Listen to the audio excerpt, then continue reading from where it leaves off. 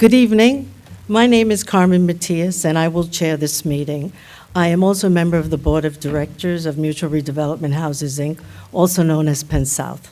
I am not running for re-election this year. Tonight's meeting will be videotaped for showing to cooperators on RCM Channel 98 and on the Penn South website.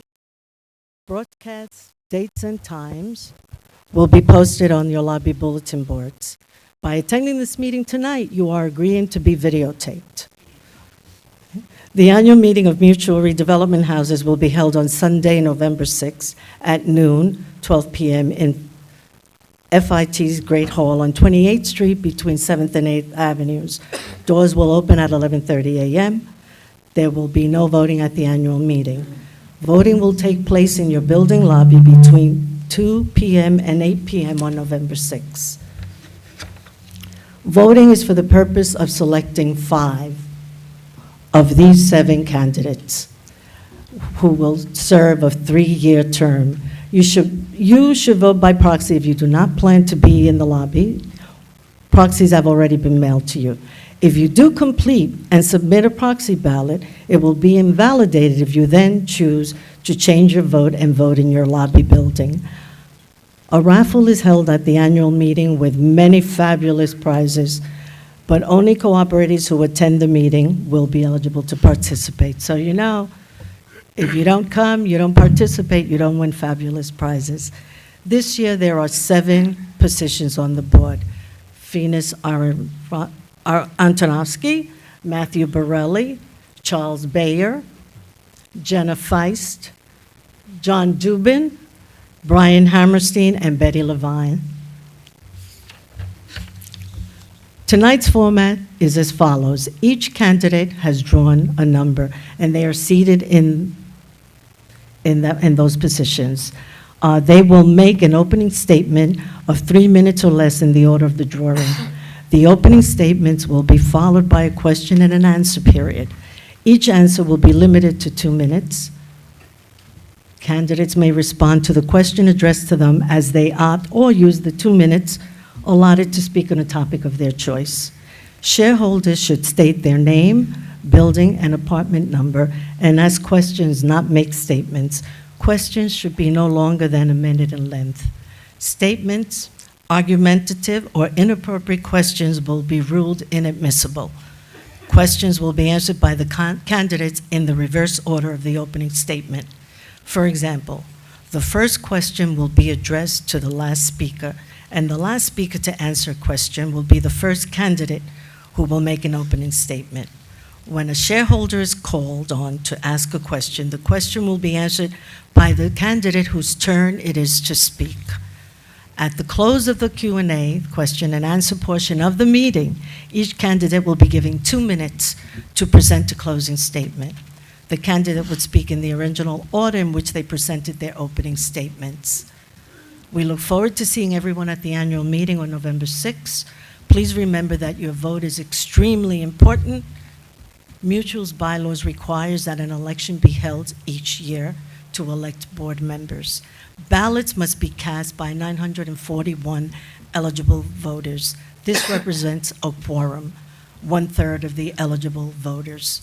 If we do not have a quorum, the election will have to be repeated at considerable cost. And in this economy, we don't want that to happen. Thank you for attending tonight's candidates meeting.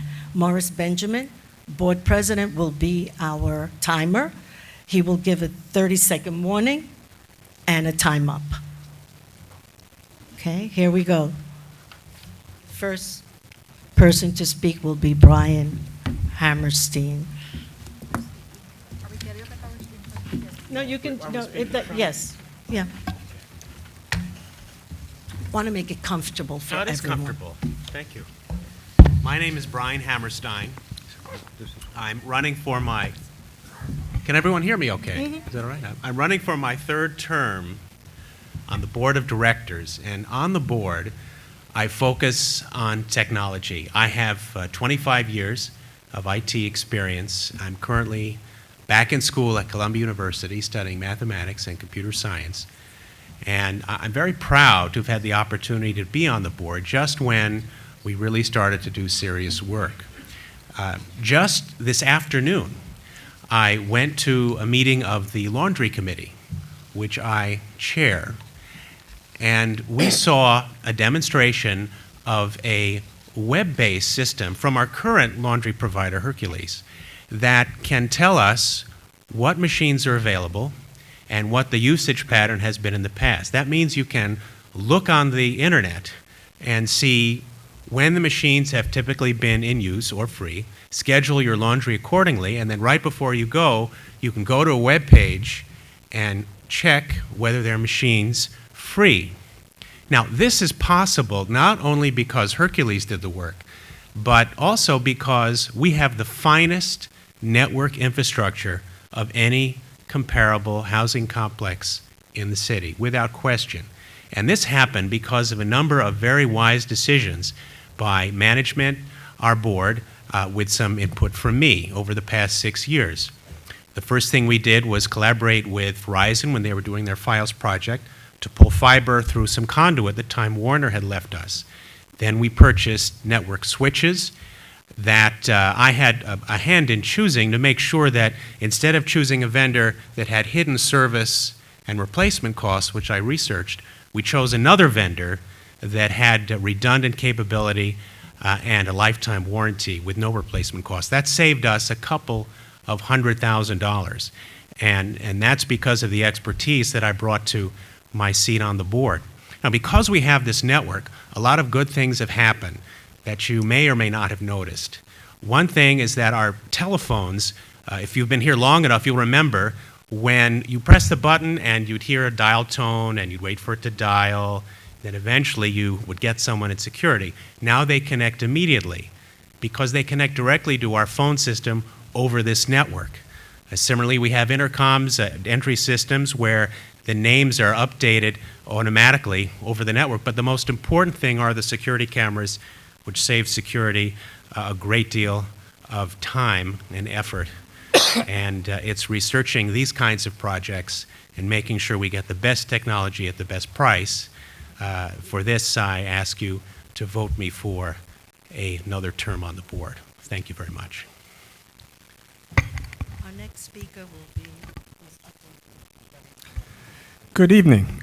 I'm John Dubin. I'm from an original Penn South family when the co-op opened 49 years ago. I was just a toddler then, and what we now call Pinwheel Park, which we called the Circle then, was just a few large piles of dirt. And I was part of and got to know the first generation of Penn South raised kids, from playing in those piles of dirt, from hanging out in the playgrounds, from attending and graduating from the neighborhood public middle school, and playing in Chelsea Little League, where I also got to know the kids in the larger Chelsea community from the projects and the tenements that surround Penn South. I felt like I was part of the larger Chelsea neighborhood, and I watched it dramatically change over the years. As an adult here, I've acquired the perspective of a Penn South parent as I'm raising my 13-year-old son, grappling with those difficult school choices we parents face. And I also have insight on life for seniors here in this naturally occurring retirement community, or NORC, as the middle-aged son of elderly parents. In particular, I've been part of the caretaking team for my father, who suffered with advanced Alzheimer's for the past 8 years until his death just recently this year. But being able to care for him in place here in Penn South is one of the great characteristics of Penn South NORC living that I pursued. So I have multiple first-hand perspectives of Penn South to bring to board membership: life for families, for children, for seniors, NORC life, and as a witness to Chelsea's greater long-term evolution in history. I also have some skills from my career that should be of value to board service. I've been a public interest attorney for the past 30 years. In my first legal job with clients, I worked in the Chelsea office of the Legal Aid Society Civil Division, working in this community for limited income clients. I worked on some Penn South clients' cases. I've been a tenured law professor at Rutgers in Newark for the past 12 years, where I run a free clinic for clients in need. I run the program, but I also supervise law student work on cases involving Social Security for the elderly and disabled, and on affordable housing preservation. In my career, I've represented tenants, tenant groups, tenant associations, affordable housing organizations, and entire low and moderate income communities confronting the dangers of displacement and gentrification. I have experience obtaining government and private grants for groups and associations, and to support affordable housing and related services which might be of great use here. I've served on 6 or 7 other nonprofit boards, including boards that are national in scope, and I have experience in institutional fiscal management and institutional governance from that other board service. And I'm a union member. I'm in the American Association of University Professors, and I was once a union shop steward. I'll bring sensitivity and understanding of union concerns to board service in this development that was built by labor unions. I believe Penn South should remain nonprofit and affordable, and I seek your support and support from my fellow ACC endorsed candidates, Charles Bayor, Matthew Barilli, Brian Hammerstein, and Betty Levine. Thank you. Our next speaker is Charles Bayer. Yes. Hello, my name. Charles Bayer. I'm sorry. Hi, my name is Charles Bayor. I'm very glad to be here. I waited a long time to live in Penn South. 2012 is a momentous year for Penn South. It marks the 50th birthday. When Penn South opened in 1962, what a different time it was, and how the world has changed. Just try to remember what living costs were then and where they are today. Yes, Penn South, to the credit of the management and the board of directors, has stayed true to the original mission of limited equity and affordable housing. Penn South remains the shining example of continuous affordable housing in a city where the term affordability has been redefined, where other tax-abated affordable housing has disappeared. We should remember that in Penn South, affordability is tied to limited equity. I am totally committed to limited equity and affordability. Affordability needs to be extended to our Chelsea neighborhood. Penn South cannot stand alone as an oasis in an increasingly gentrified and expensive neighborhood. Penn South must join with its neighbors to ensure that our neighborhood services remain affordable and that housing remains affordable. I bring to my candidacy for the board of directors my experience and knowledge as a president of a private co-op for 8 years. During my tenure as president, I developed a gym, a roof garden, lobby, and hall renovations, which also required extensive asbestos removal. This, along with maintaining fiscal responsibility to the shareholders. Since moving to Penn South, I have served on the Education Committee, Gym Committee, 2022, and ACC. I was an active participant in the recent campaign to extend limited equity. I am a retired teacher and presently work for the UFT as a chapter organizer and mentor to chapter leaders. I can be a very effective board member and a strong voice for Penn South. I offer not only my experience in co-op matters, but union involvement and political involvement, my leadership role in Stonewall Democratic Club. As a new member of the board of directors, I hope I can bring a fresh perspective. Please vote this ACC slate of Barilli, Bayor, Dubin, Hammerstein, and Levine. Thank you. Our next speaker is Jenna Feist. Hi, my name is Jenna Feist. Many of you know me. I grew up in Penn South. My sister and her family live here. My father still lives here. And I think that gives me a unique perspective on the co-op. Like John, my father also is elderly, and I'm part of a caregiving team. My sister also has 2 children, so I'm very keyed into the concerns of parents, including things like the rezoning plan that's happening right now, redistricting of the school. I think Penn South is an amazing place. My father could not have started the Roundabout and raise a family on a teacher salary without Penn South. I'd like to make it very clear, I'm in favor of limited equity. I've always supported limited equity when I was on the board, but more important than limited equity, I've always been in favor of affordability. Affordability is what's really important here, which is not just that we're limited equity, but that your carrying charges each month are affordable, that there aren't a lot of surcharges that are added on top of them for work that isn't necessary, and that when things are spent here, that they're done wisely and they're done with enough planning to make sure that the money isn't wasted. There's so many examples from being on the board for 10 years previously, but one good example is the garage. We spent a lot of money repairing the garage about 10 years ago.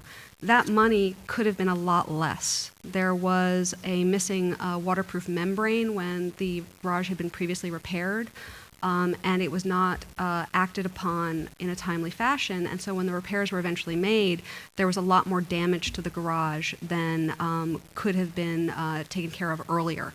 And that's what I mean by not spending money unwisely. That saved us money in the short term, but it cost us more money in the long term. There's a lot of examples like that. Some of them are really complicated, and so I don't really want to get into them in the 3 minutes I have, because I can't. But one of the things that I did, and I kind of hate getting up here and saying, vote for me, but please vote for me. But it's very hard to get up and say, I'm a good person. I'm smart. I'm thoughtful on the board, and it actually embarrasses me. But I actually went out and asked some of the former board members and current board members that I worked with to say why they were voting for me and why I should be on the board. And you should have gotten a copy of this at your door, and if you don't have it, you can come and get a copy. But I think it makes a really good point, some points about who I am and what I am. I want to protect you. I want to protect us. I want to protect my father, who's on limited income. I want to protect my sister, who has 2 small children. I want to be smart. I want to save money, and when I spend your money, I want to do it wisely. I'm an attorney. I'm a former legislative aide. And I think that I gave a lot to the board in the past. I think other people agree with me, and I'd like to do it again in the future. Thank you. Brian Borelli? Matthew Borelli. That's okay. Matthew Borelli. Hello, fellow cooperators. My name is Matthew Borelli.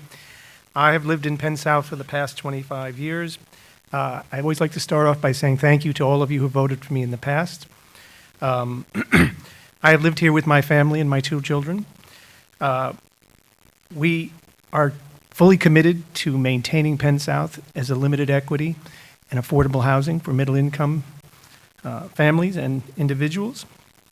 I am finishing my 21st year on the board, and I have served on many, many board committees, the Finance Committee, the Operations Committee, the Personnel Committee. I'm also the president of the Penn South Federal Credit Union. Since 2005, the Penn South Federal Credit Union has been a very important part of Penn South. It has helped as much as 25% of new incoming cooperators be able to afford to move into Penn South. This is something I'm very proud of. This credit union has been a great success. My work background is that I work in the area of finance. I manage a business that represents over $100 million. This makes me very comfortable reading balance sheets, income statements, as well as doing long-term planning for financial projects. I run for the board for a few reasons. At the top of the list, right, is the HVAC project that's coming at us, and it's the largest capital project that Penn South has ever had to work on, and I think that I'm suited to help monitor the spending and monitoring of these dollars as they're spent. I think I'm qualified to track these dollars and track the reports that will be coming out. I also run for a second reason because true to my heart is the Penn South Federal Credit Union. This credit union needs a representative on the board. Issues arise that need an influence of a board level influence to help the credit union maintain its fiscal stability. So it's, as I say, it's very important that the board has at least one member that is working to maintain and help the credit union survive for the future, to help many cooperators in the future be able to move in. I also think that there are issues that confront us that are important. I think how management deals with cooperator requests and questions, our safety, and as well as quality of life issues, how the health and well-being of our young and old cooperators are worked on. I ask you to support the ACC slate. Myself, I think that's important that we continue on with this hard work that we've done. Thank you very much. Our next speaker is Betty Lovato. Good evening, and thank you for coming out on this not very nice night. I'm foremost a fellow cooperator, and I am seeking a 4th term on our board. During my current term, I am co-chair of the Allocation Committee, and I'm serving as board liaison to the exercise room, which numbers almost 600 members and has seen major improvements in equipment, maintenance, and free classes. I have in the past served on the Election Committee and the committee to replace a board member who was unable to serve a full term. And I was secretary to the board of Penn South Social Services. I am the coordinator of the Coordinating Council of Cooperatives, an umbrella organization that includes board members from Amalgamated Houses, Big Six Towers, Queens View Homes, and a number of other large co-ops. In the community, I am a life member of the Village Light Opera Group and secretary of the Light Opera of New York, which we lovingly call Looney, and the Bard College Alumni Association. I am serious about our fiscal responsibility to you, our fellow cooperators, and at the same time, I remain mindful of the ever-pressing need to maintain our infrastructure. All too often, other co-op boards opt to be popular by keeping carrying charges and other fees stagnant. No board could make a worse decision. It is that kind of thinking that has sunk many a co-op into financial chaos. I'm particularly proud to have been a part of the planning for our mammoth and costly HVAC project. Management and the board considered every option and spent 3 years getting help from the city and a bank loan to cover our costs. At the same time, they did everything possible to keep the direct costs to you and me as low as possible. It wasn't easy, but it was made possible in part by the fact that the AFL-CIO has taken over our mortgage. And this was not just an ordinary transaction. They have interest in Penn South's future. This is inspiring news for people who care about affordable housing and job creation. The loan was made based on our reputation for sound financial management, efficient property management, and our strong affiliation with the union movement. It is also the reason that the loan has been made at the very advantageous interest rate of 4.56%. The city also views Penn South as a very special example of how middle-income housing should operate. Mention the name Penn South in City Hall or Albany, and we are met with kudos and with every effort to give us a helping hand to remain a model for limited equity, moderate-income housing, physically sound, well-maintained, and forward-thinking. Thank you. Our next speaker is Phineas Antonovsky. Yeah, good evening. Thank you for coming. Oh, sorry. Thank you for coming. It's kind of strange that last year it was also raining, and a lot of people weren't able to come. But finally, they put the thing on YouTube. I mean, on the channel, on the website.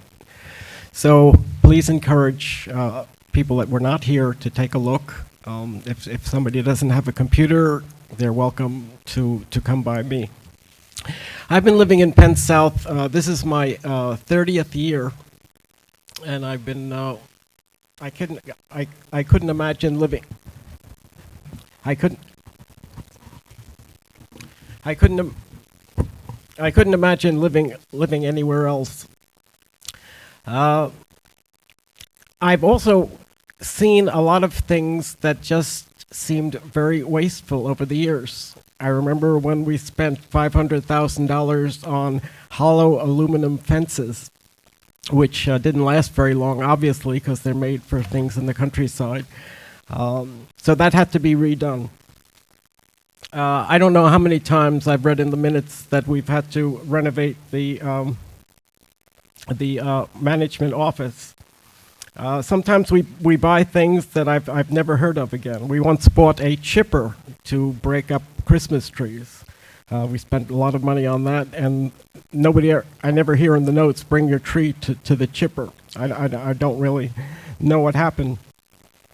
But looking at the annual report this year, we just bought cameras. We have to replace them because of pre-existing elevator cables. I thought we got new elevators. I thought when we get new elevators, we would get new cables.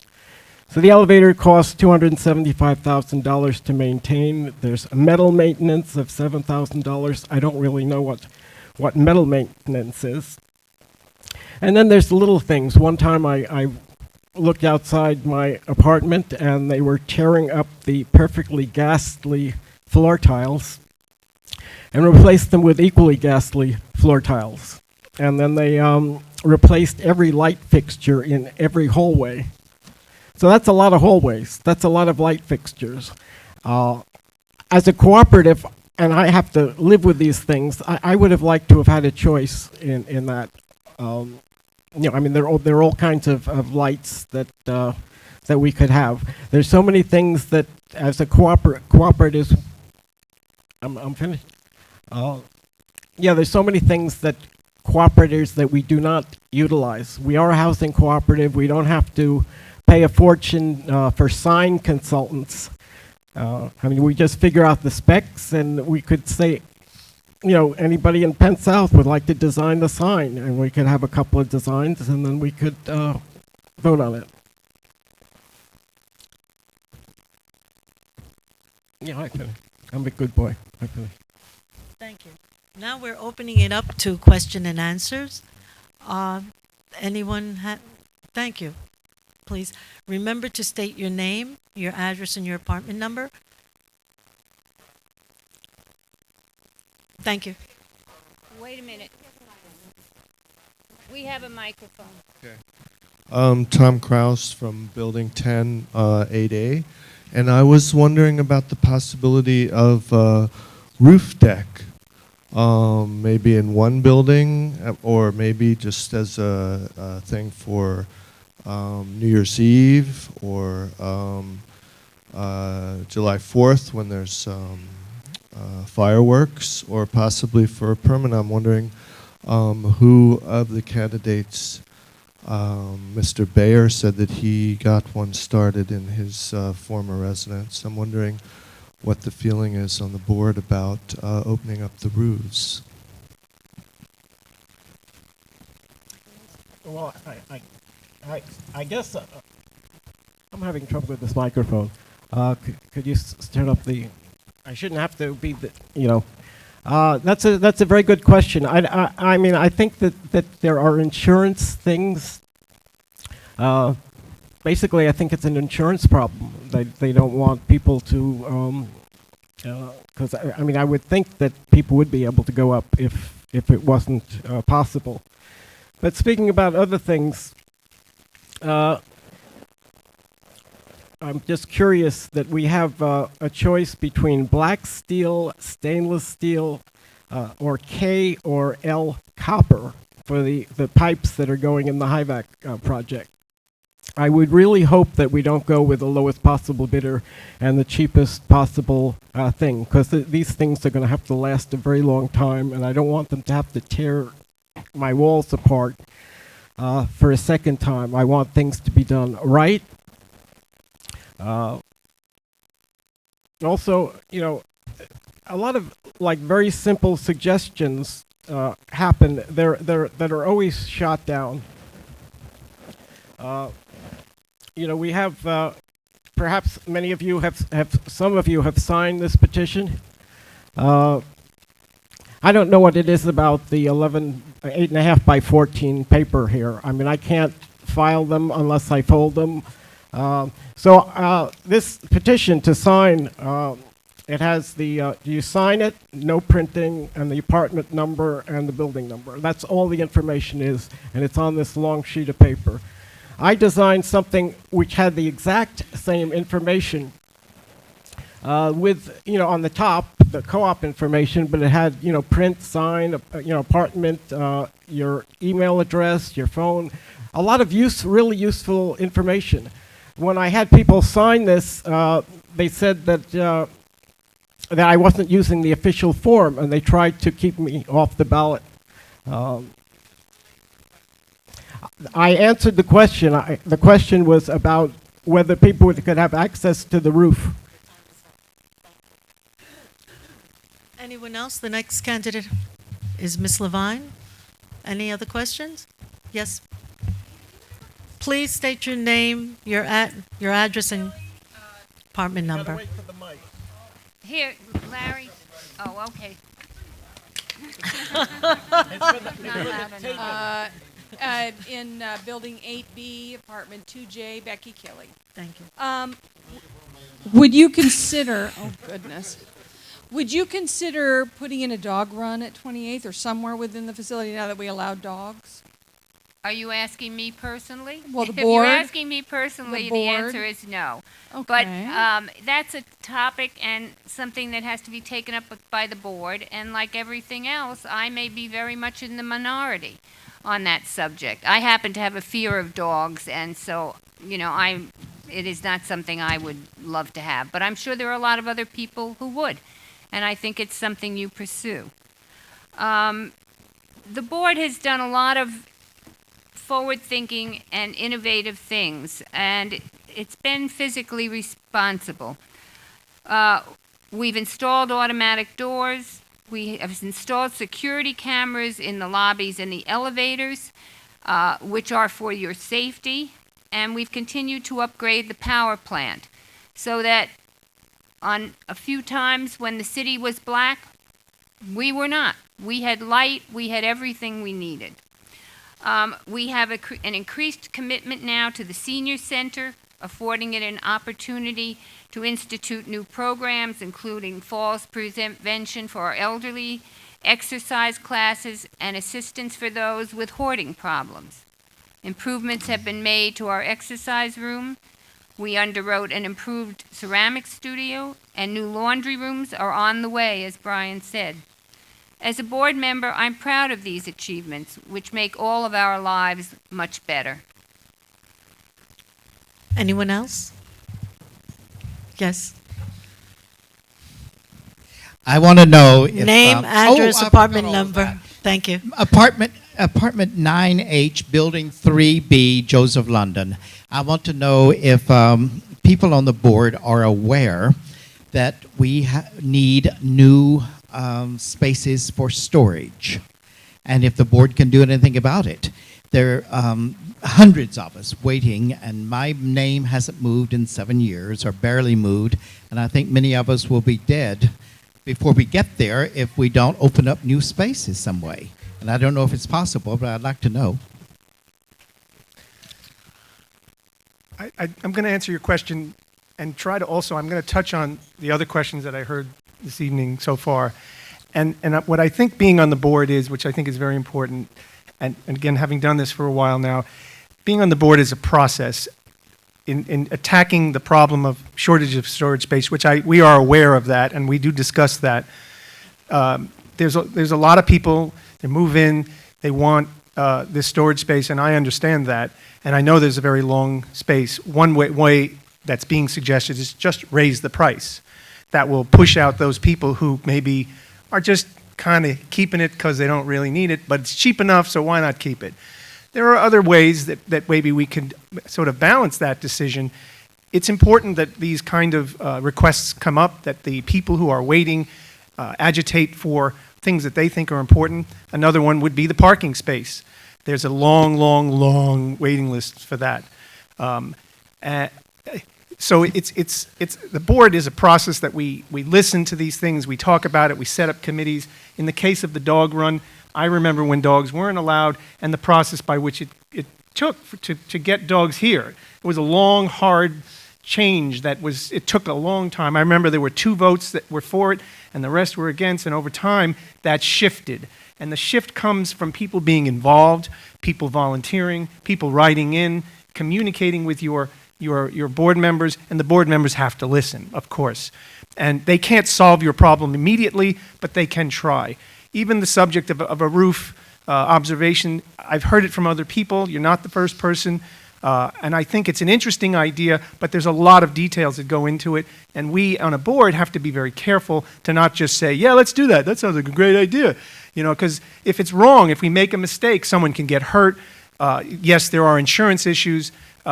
We could do it wrong. We could waste our money doing this. We might not be allowed to do it. We have to look at all these different things. And again, being on the board is a process and very important to spend the time. Any other question? Yes, go ahead. Yolanda Rubel, Building 4. This is for Jenna Feist. You know, I'm sorry that I can't make a statement. It would be a very good one. But I do have a question for you, Jenna. You're running as an independent, and I think that's very good. We do need independent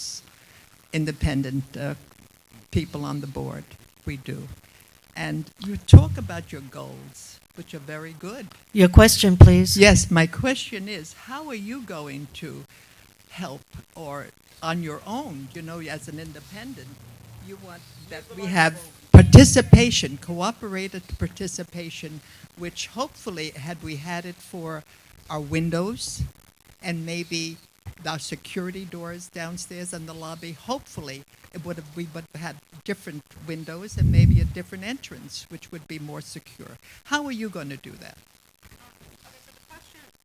So the question is, if I'm running as an independent, how will I ever get anything done on the board? I think is the short version. And I think it's a great question.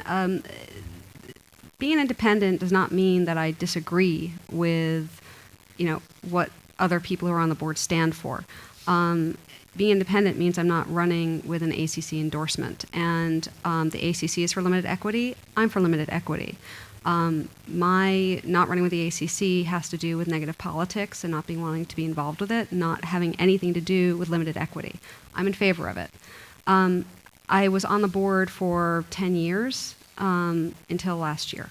And as you can see from the flyer, where people who are currently on the board and previously on the board talked about my service on the board, I was extremely, I think, able board member, and one of my real keys is compromise and coming up with interesting solutions. I'm an attorney, and my job is actually to not have my clients be mad at me and to find solutions for them that are within the law. So that's what I do. I find solutions. I listen to people who are disagreeing with each other, and I try to compromise. As a good example, a very small example, New Care Pharmacy wanted to add food and wine. Some of the board members were concerned that it was going to turn into a liquor store and that it would be a negative event on the corner. And so there was a really heated debate at the board where people were against it or for it. And I said, well, why don't we just have a limit on the amount of space that can be dedicated to liquor and wine so that it doesn't take over the pharmacy and become a different kind of store. That's the kind of solution that I come up with when I'm on the board, and that is how you get people to work with you and come to your decision. There's 15 people on the board, plus management, plus a lawyer. And no one can do anything alone on the board. You have to convince other people that what you're suggesting is a good solution, and you have to come up with those good solutions, and I think that I do that. Thank you. Okay. Take your 2 minutes, please. The only thing that I want to say is that I'm very proud to be part of the ACC slate. I think the ACC is an organization in Penn South that has done wonderful things in its creation since 1972. It has stood for limited equity, affordable housing, good policies on the board. It's elected progressive members to the board of directors. So I'm really proud to be part of this slate. They chose me. I am more than happy, and I urge everybody to vote once again for the three members of the board that are running for re-election.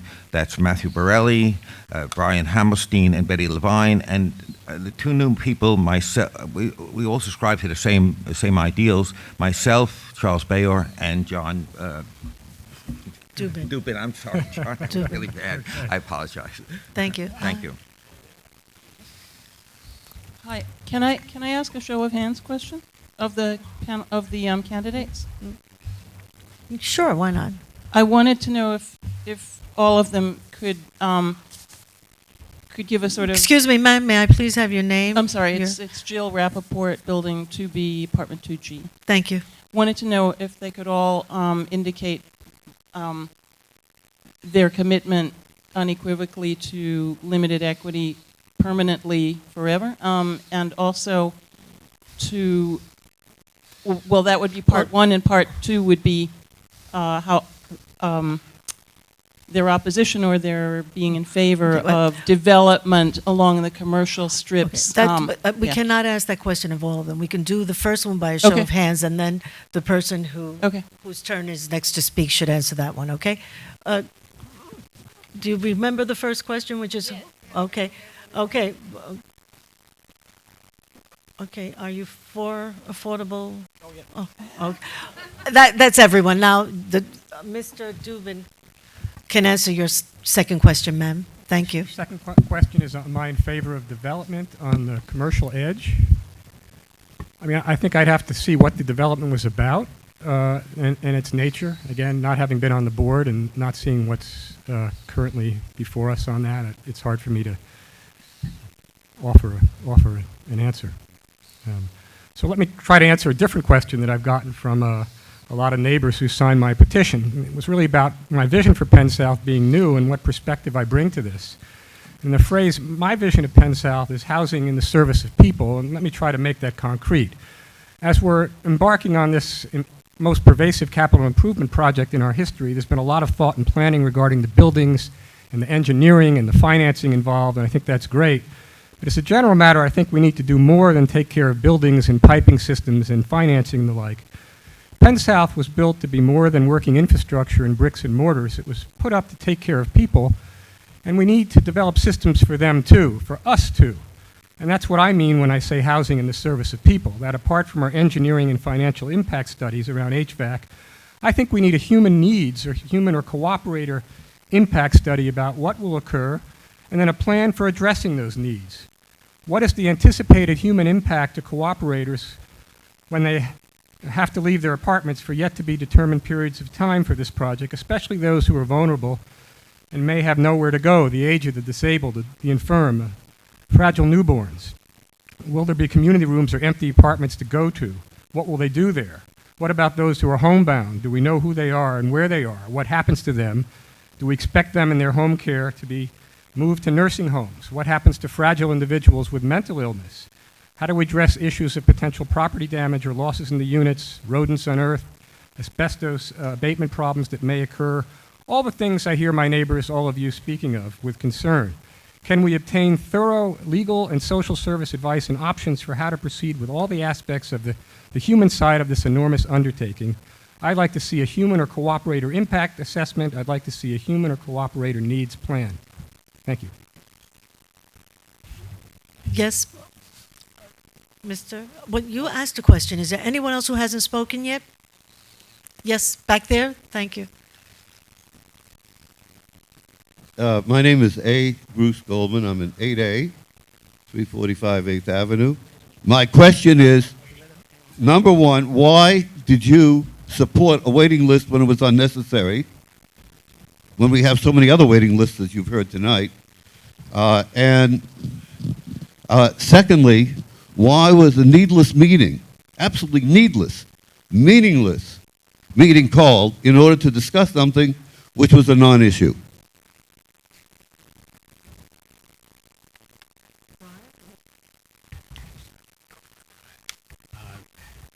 Nice to see you here, sir.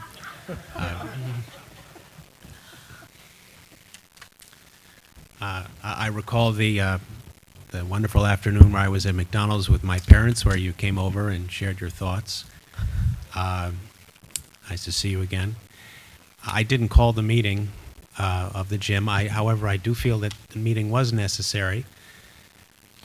We do need a waiting list in the gym because there are peak times when it is too crowded. I have been there at those times, in the morning, sometimes in the evening, times before and after work.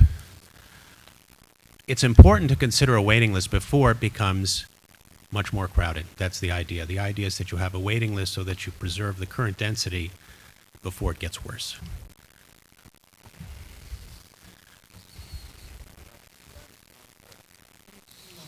No.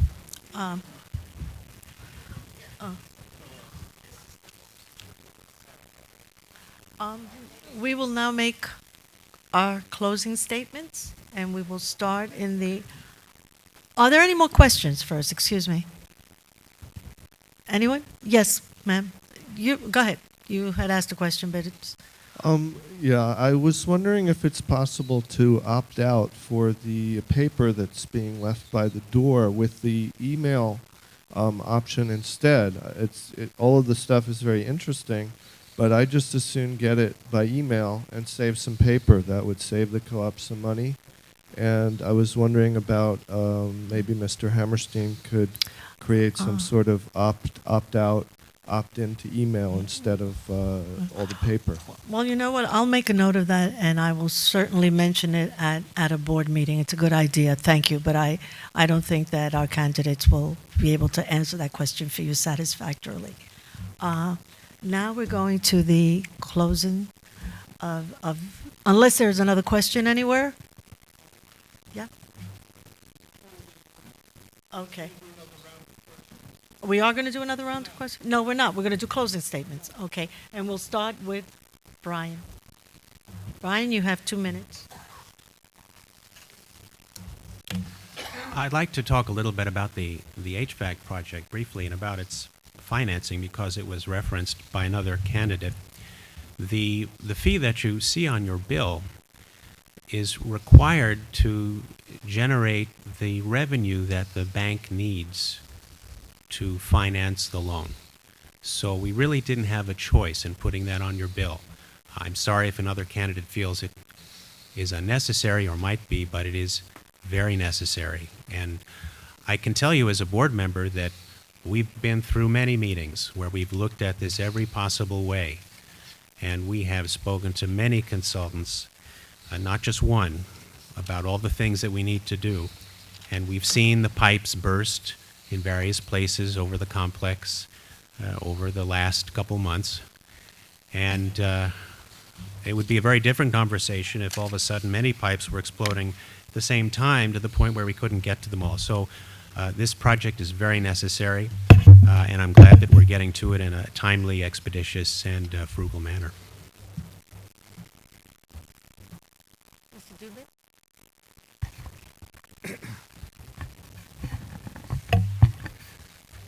We're about to embark on our golden anniversary as a co-op, and I would be proud to represent this board and also be a representative of the original cooperators who were here at the very beginning as we're planning our 50th anniversary festivities. Although our anniversary will provide a terrific opportunity to celebrate our successes and recount our valuable and important history, how far we've come from those 2 dirt piles in Pinwheel Park, I remember, this is also a period that reminds us of challenges of the present and the future as we commence this most far-reaching capital improvement project, experience the sacrifices that will be required to make it work, and develop approaches for addressing future challenges as they become apparent.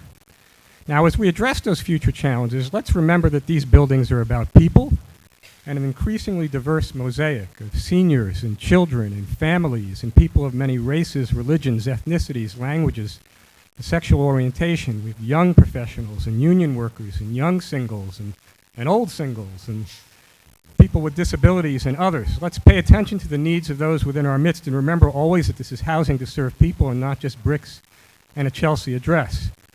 I've experienced Penn South from a variety of capacities as a child, as a parent, as a caretaker of elderly parents.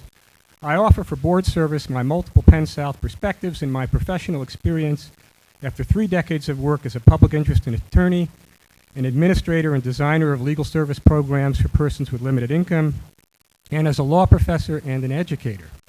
And yes, of course, I believe Penn South should remain nonprofit, limited equity, and affordable. Penn South should provide for future generations what it's already provided for 3 generations of Dubins. Thank you. Okay.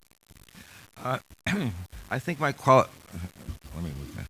my qualifications as a former president of a co-op board, as a union activist and a political activist, makes me a good fit to represent you on the board of directors. As we face ongoing challenges from an aging infrastructure, I'm committed to continue Penn South as the kind of community we are proud of. I ask for your vote and for all the ACC candidates, once again, Barilli, Bayor, Dubin, I got it right this time, and Hammerstein and Levine. Thank you. Ms. Feist? Hi, I'm Jenna Feist, and I think Brian might have been confused by something I said. I think he's referring to me, so I just want to clarify it. I didn't say the HVAC project was unnecessary. I was on the board for the majority of the planning for it. It's necessary. What I said is that my goal on the board is to make sure that when you have those fees, that they're paying for something that is well planned and not wasteful, and not going to have to be redone again in 5 or 10 years. That's my goal, not to waste your money. Now, the HVAC project is absolutely necessary, because the state of the pipes and putting them in this way is going to prevent a lot more damage over time by having to replace them one by one. So again, I'm not saying it's unnecessary. I'm just saying that it needs to be planned, and I was on the board when we were planning the majority of it, and it needs to be done well so that we don't have to pay for it twice. That's wasteful. That keeps us from being affordable. And again, I'm for limited equity, but I think there's a bigger word here, which is affordability, which is if we don't waste money, if we spend money wisely, carrying charges stay low. It's not just limited equity, it's an issue of how much you're actually spending on your carrying charges and all those extra fees every single month. You know, you have the statement from other board members, you have my flyer, you have the statements in the candidates meeting. I'm an attorney, I have experience with the legislature. You know, I think that those qualifications are good ones. But moreover, I'm very concerned about you. I'm concerned about shareholders having information. I'm concerned about shareholders having an opportunity to have input on decisions. And as a board member, I feel when I am acting for the board that shareholders are the ones that need to make the decision. And when there's a vote, I respect that vote, and I will only vote along the lines of what you have said that you want. A good example, just one more example of the thoughtfulness, when we looked at the HVAC project, one of my suggestions was, since we knew we were going to have to upgrade our electrical system, was to take a look at it and see if we could actually do the electrical work at the same time through the same conduits and save money and time. So that's the kind of creative thinking and interesting thinking that I think I bring to the board. Thank you very much.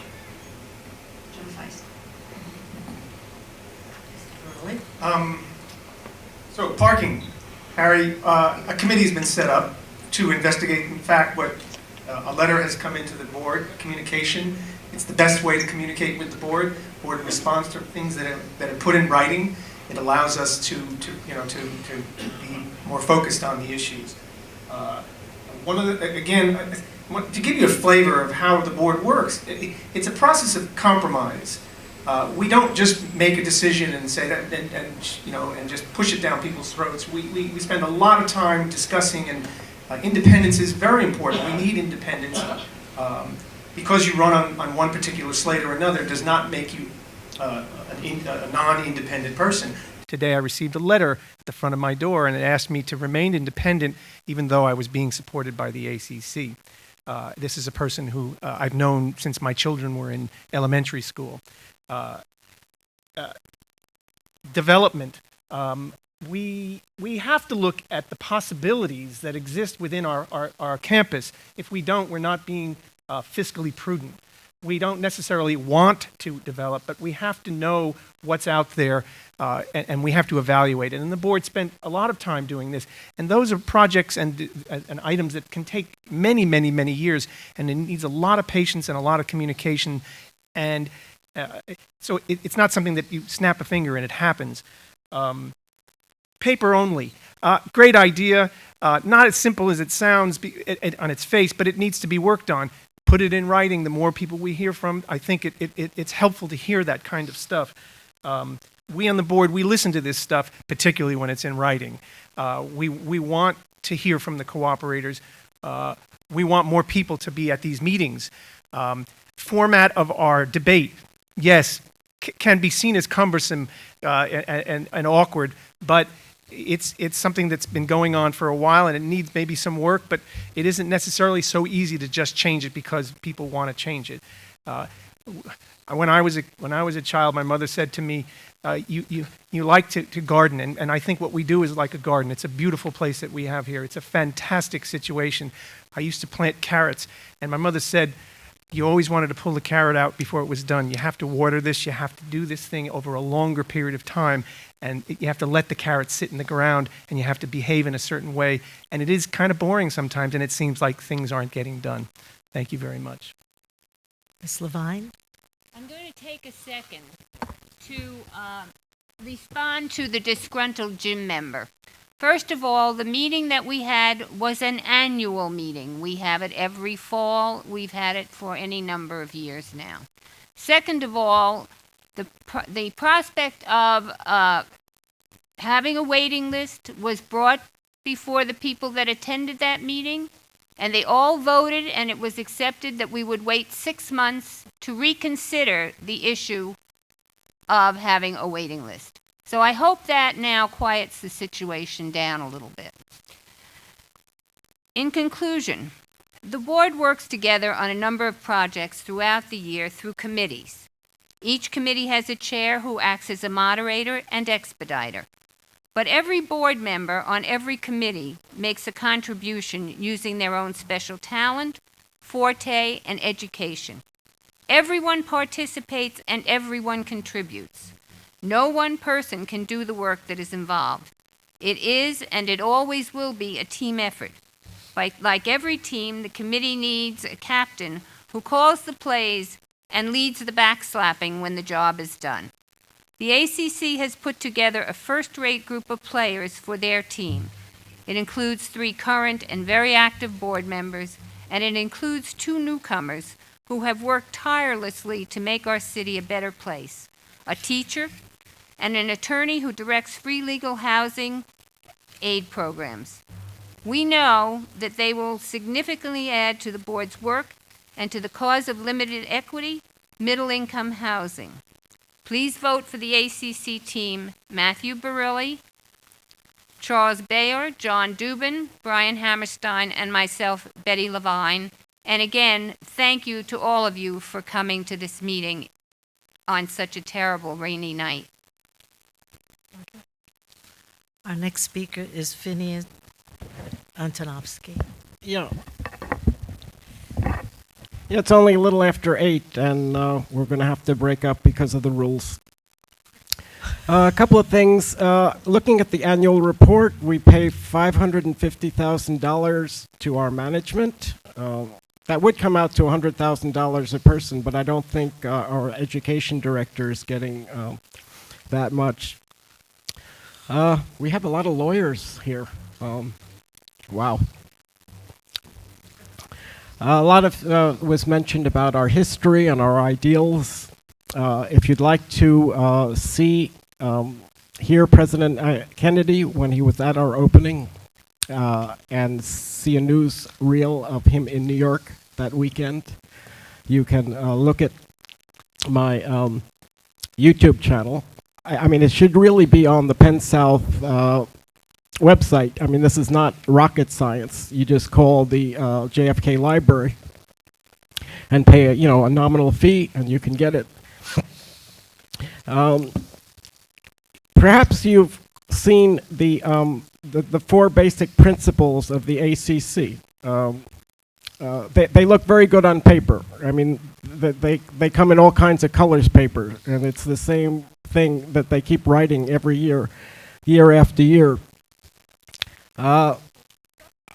It's they have their organization. I'm not going to run around and put paper under everybody's door. The last thing I'm concerned about is seniors and and legal fees. I think legal fees should be. That's it. Okay.